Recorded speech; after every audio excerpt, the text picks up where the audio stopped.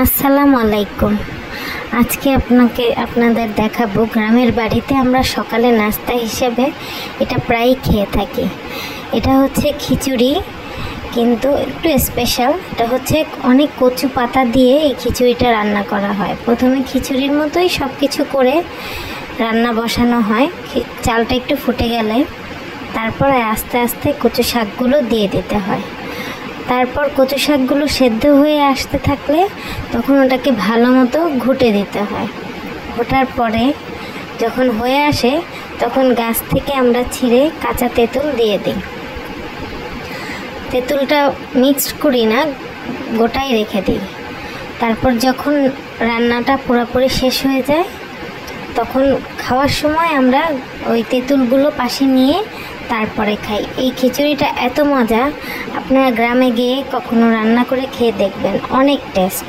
আর যদি কখনো রান্না খেয়ে থাকেন কেউ, তাহলে আমাকে কমেন্ট করে জানাবেন। আর আমার ভিডিওটা যদি ভালো লেগে থাকে তাহলে লাইক আর সাবস্ক্রাইব করে দেবেন।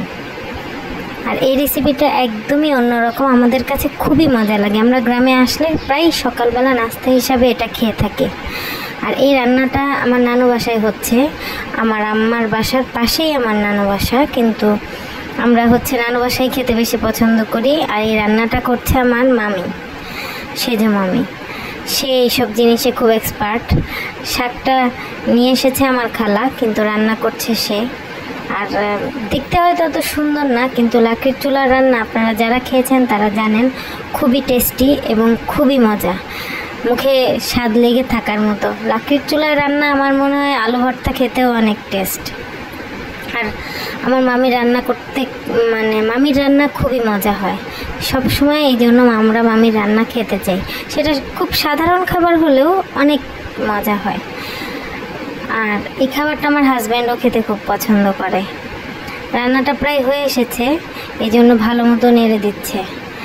এবার আমি দেখানোর জন্য প্লেটে উঠাচ্ছি, আরেকটু হবে তো এই জন্য দেখাতে পারিনি। তেঁতুলটা এক পাশে রয়েছে, ওভাবে দেখা যাচ্ছে না, কিন্তু খেতে অনেক টেস্ট। আপনারা সবাই খাবেন। ধন্যবাদ সবাইকে।